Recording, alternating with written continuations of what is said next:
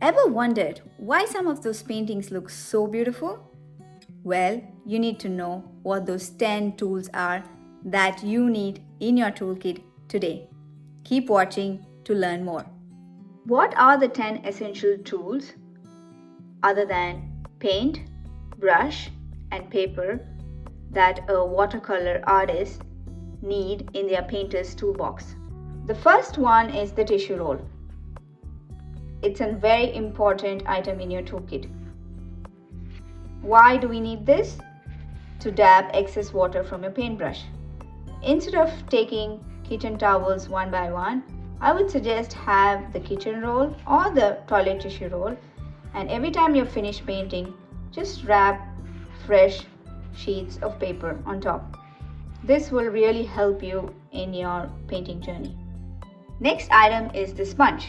So instead of using the brush to move paint, you can dip the sponge in water and let it absorb paint, and then you can quickly move paint. Like if you're painting the sky and you need to move the paint quickly, you can use a sponge. Also, when you're wetting paper, instead of moving the water with your paintbrush, you could use a sponge. A sponge is very helpful to move water or paint around. So definitely have this in your toolkit, and this is pretty inexpensive. The third tool is the mark making tool, which could either be a credit card cut into half to get this pointy edge to make marks, or you could use a palette knife, and if you are an oil or an acrylic painter, you would definitely have this in your toolbox. So when the watercolor paint is wet and if you try and move the paint, you're not going to get those marks. So as the paint starts to dry, when it's in a semi-dry state, you quickly come in and then move the paint around. For example, I can show you in this painting.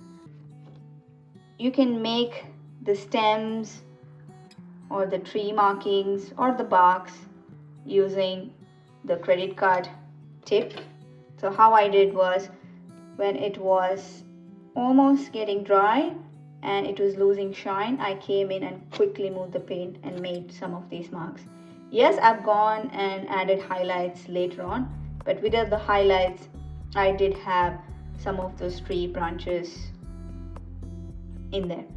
Now also for these rocks, I had initially gone and moved paint around when the paint was starting to dry.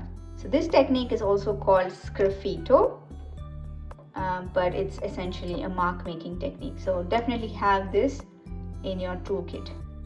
The next important, very inexpensive tool is the spray bottle. It's used for two things. One is to keep your watercolor paint moist. So before you start painting, 10 minutes prior, come and spritz water on your paint to keep them moist. Because if you do not keep them moist, your paints will start cracking and you would not be able to lift enough pigments from there. Another use of a spray bottle is to create nice gradients. So for example, you can go and add paint here. Next, instead of moving the paint in the brush, you can get your spritz bottle or spray bottle and then spritz it down, and you can let the paint move, the water move around along with the pigment. Now what it does is, you can use your brush as well to assist. It creates this beautiful gradient of different values. If there is excess water, you can take your tissue roll or paper and then just dab it, and it will absorb the extra water. But without a spray bottle, you would not be able to create this beautiful effect.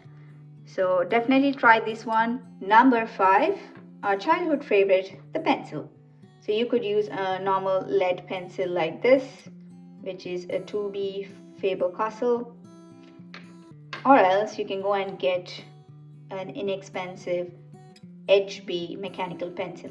Now why I preferred HB is, I don't want the pencil markings to be shown, so it's going to be very light, and it's also easy to erase them later. So definitely have a hard eraser. Now I do see some people using a kneading eraser. I do not use it because, like I said, I use HB, which is very light, and I do not make very detailed drawings before my sketches. I paint loosely, so that's why I do not need a kneading eraser. But definitely, if you have troubles with seeing those markings, then use a kneading eraser. Number 6, gouache. Now this is white gouache, which is an opaque medium. In watercolors, we do not use white paint, but if you want to add details later on your paintings, you can take white gouache on your brush and add it on the top. For example, to give a snowy effect on this piece, I have added white gouache on the pine cones. So use a fine brush like 1 or 2 size and then come and add these details. Another way to use gouache is by splattering white gouache on the painting. You can dilute the gouache and then take that diluted gouache on your paintbrush and then splatter it, and it can give a nice snowy effect. So definitely have this in your toolkit. If you do not want to buy white gouache, and it can be expensive, just use the white ballpoint pens. So there is a Posca pen here, and when you add white details on top, as you can see in this painting, it just adds extra element to the piece. So it looks very beautiful with these white details. So you can use a Posca pen, or you can use a Uniball Signo pen, and these are pretty inexpensive. So you can add details on top using pens, but definitely you cannot splatter with pens, so then you would need gouache. Number 8, the masking tape. Now we need to secure our watercolor paper with the tape, else when the paper starts to buckle when it's wet, you are going to have difficulties painting. So definitely use a masking tape.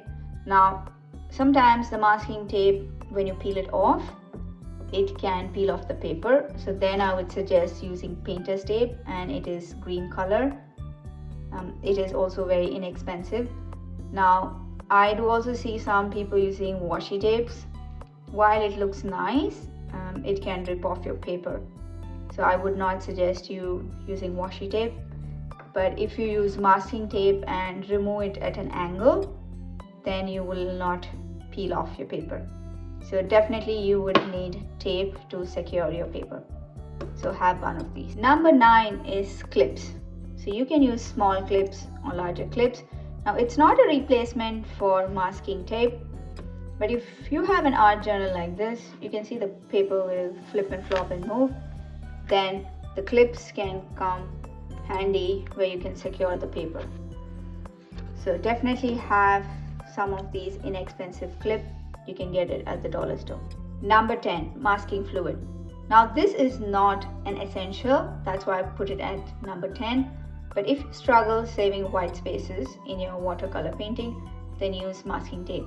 Also use an inexpensive brush to take the masking fluid out and put it on your paper. Now how to use it, I'm not going to go in detail, but essentially it takes 20 minutes to dry, and then once it's dried, the white spaces you're trying to save will be secure. Use paint as normal, and then you can remove the masking fluid later using a hard eraser. So those are the 10 essentials. Going from the top, the first one is the tissue roll, then the sponge, credit card or palette knife for mark making, the spray bottle or spritz bottle, pencil and erasers, white gouache. If you do not want to buy gouache, then you can buy white Posca pen or Uniball pen, tape for masking or painter's tape, clips for securing your paper, and masking fluid. Now, if you want to ask me which are the 3 items I would pick, my favorite, which has really helped me in my painting journey, definitely the tissue roll, the spray bottle, and I would say the masking or the painter's tape. Hey guys, this is my first YouTube video. If you found this useful, give it a thumbs up, subscribe to my YouTube channel, also follow me on my other social media accounts. Please do like this. This would encourage me to do more useful videos and share my painting journey with you all. Thank you so much. Have a good day.